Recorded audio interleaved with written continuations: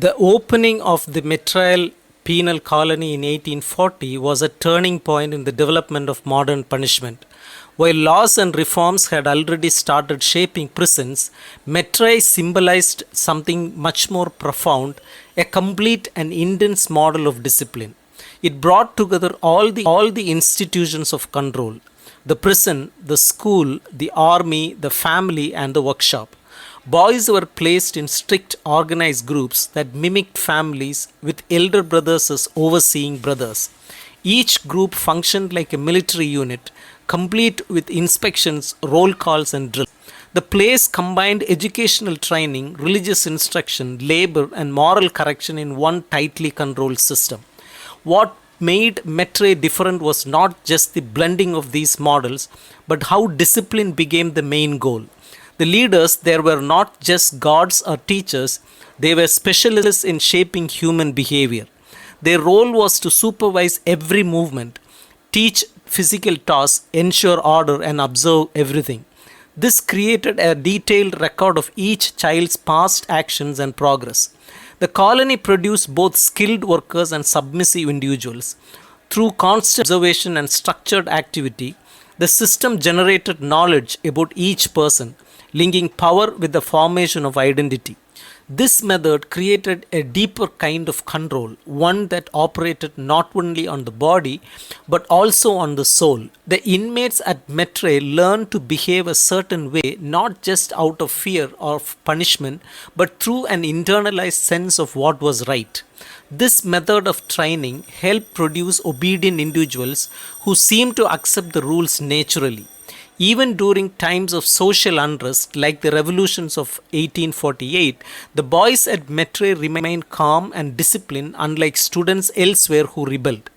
Mettray's training system drew from and was linked to other areas of society: medicine, religion, education, but it was not identical to them. The staff were constantly close to the inmates, almost indistinguishable in dress and behavior. They watched and lived with the boys day and night. To prepare these staff members, Mettray created its own training school where future leaders were subjected to the same discipline they would later enforce. In this way, Mettray became a school of discipline, not only for delinquents but also for those who control them. This marked a key moment in history. It was not just the birth of a new kind of prison, it was the start of a wider disciplinary system that extended into many parts of life. Around this time, scientific psychology also began to emerge. While psychologists were starting to measure the senses, Mettray and similar institutions were developing more complex systems for observing and judging behavior. These techniques spread beyond prisons into schools, hospitals, and workplaces, forming what could be called a carceral society, a society that watches, corrects, and manages individuals through discipline. The prison no longer stood apart as a rare extreme punishment, instead became a part of a vast network of control. This network included reformatories, orphanages, factory convents, apprentice centers, and even moral improvement societies. Many of these institutions did not look like prisons but used similar methods: surveillance, regulation, and correction.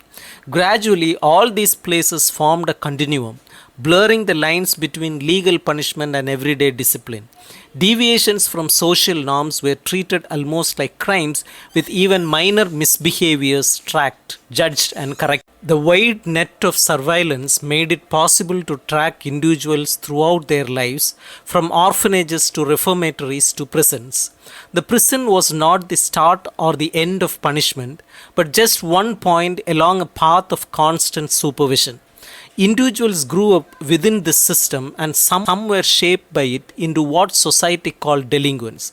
Rather than being born outside the law, these individuals were shaped by the law from the beginning, slowly classified as criminals through a series of small disciplinary steps. This system also helped make punishment seem natural and fair. Because prisons and disciplinary institutions use similar rules and forms, the harshness of punishment became easier to accept. Judges increasingly turned to psychologists and social workers to assess criminals, adding a sense of science and objectivity to sentencing. As a result, the power to punish was masked as therapy, education, or rehabilitation. Punishment became a tool not just of the law but of everyday institutions. In modern society, many figures now act as judges of behavior: teachers, doctors, social workers. They monitor how people behave, think, and function. This expansion of surveillance and judgment makes it harder to question the power to punish because it appears everywhere and often in helpful or caring forms.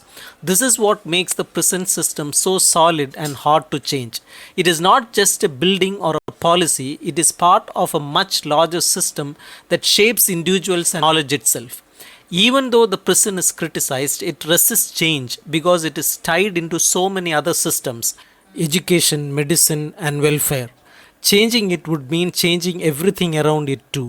Some forces today are reducing the usefulness of the traditional prison, such as the changes in the economy or shifts in how society controls sexuality and labor. But at the same time, the growth of psychological and social sciences has strengthened other disciplinary methods, giving them more power to watch and manage people. The problem now is not simply whether to keep or get rid of prisons. The real issue, techniques of discipline are spreading everywhere, becoming more detailed and powerful. The more society hands power to psychologists, doctors, and social workers to judge and correct behavior, the more the disciplinary system expands.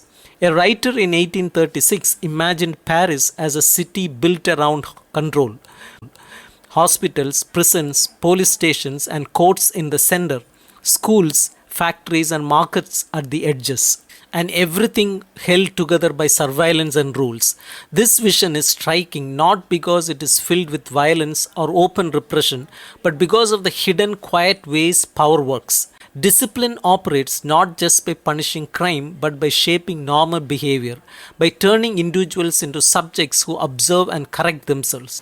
The prison is not a separate world, it is part of a web of rules and knowledge that covers every area of life.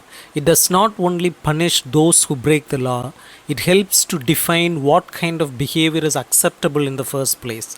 It teaches people to internalize control and believe that being watched, judged, and corrected is natural. Through this system, power becomes invisible but constant.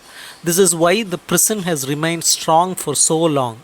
It is not an isolated tool of the state, but part of how modern society organizes and understands people.